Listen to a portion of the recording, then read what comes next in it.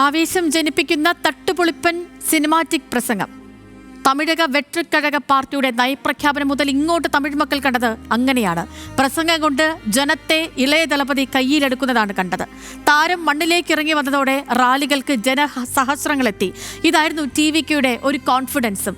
കരൂരിൽ ഇന്നലെ ഓവർ കോൺഫിഡൻസായി മാറിയതും അതുതന്നെയാണ്. വരും ദിവസങ്ങളിൽ TVKയെ പിടിച്ചു കുലക്കുന്ന രാഷ്ട്രീയ എതിർപ്പുകൾ വിജയ് നേരിടേണ്ടി വരും.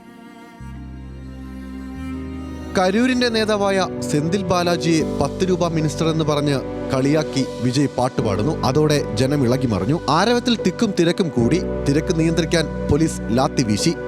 അതിനിടെ ജനറേറ്റർ തകരാറിൽ അല്പനേരം വൈദ്യുതി ബന്ധം വിച്ഛേദിക്കപ്പെട്ടു. വെളിച്ചം കുറഞ്ഞതോടെ തന്റെ കുഞ്ഞിനെ കാണാനില്ലെന്ന് പറഞ്ഞ് ഒരു സ്ത്രീയുടെ കരച്ചിലുയർന്നു. അതിനിടെ കൂടുതൽ പേർ വീണു, ചവിട്ടിമെതിക്കപ്പെട്ടു.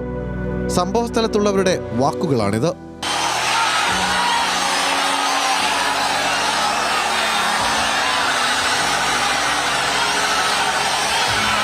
എന്താണ് അപകട കാരണമെന്നതിലെ വിശദാംശങ്ങൾ ഇനി പുറത്തുവരാനുണ്ടെങ്കിലും വേലുച്ചാമിപുരത്തെ ദുരന്തഭൂമിയിലുണ്ടായത് ഇതാണ്.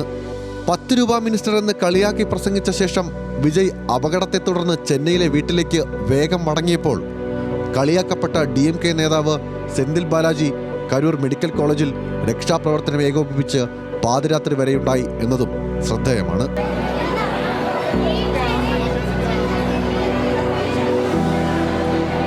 തമിഴക വെട്രി കഴകമായി മാറിയ വിജയ് മക്കൾ ഇയക്കത്തിന്റെ രാഷ്ട്രീയ തേരോട്ട തുടക്കമാണ് 3 മഹാറാലികളിലൂടെ സംഭവിച്ചതെങ്കിലും കരൂരിലേത് ഉയിരെടുത്ത റാലിയായി മാറി. വിജയ്ക്കെതിരായ രാഷ്ട്രീയ വിമർശനത്തിന് ഇത് DMK സഖ്യത്തിന് കൂടുതൽ കരുത്തു പകരും. സംഭവമുണ്ടായ ഉടനെ വിജയ് തിരിച്ച് വീട്ടിലേക്ക് മടങ്ങിയതും വലിയ വിമർശനം സൃഷ്ടിച്ചു. ജനങ്ങൾക്കൊപ്പമുണ്ടെന്നും എല്ലാ മണ്ഡലത്തിലും ഒരു വിജയ് മത്സരിക്കുമെന്നും പ്രസംഗിച്ചിട്ട് അപകടം നടന്നപ്പോൾ വീട്ടിലേക്ക് പോയെന്നാണ് വിമർശനം.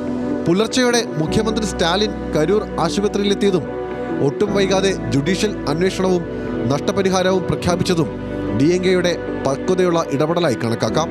TVK വളരാനുണ്ടെന്ന സന്ദേശം ഇത് നൽകുന്നുണ്ട്. 5 മാസത്തിനുള്ളിൽ നിയമസഭാ തെരഞ്ഞെടുപ്പ് നടക്കുന്ന തമിഴ് രാഷ്ട്രീയത്തിൽ വിജയ്ക്കും പാർട്ടിക്കും കരൂർ ദുരന്തം ചോദ്യചിഹ്നമായി നിൽക്കും. National desk, news Malayalam.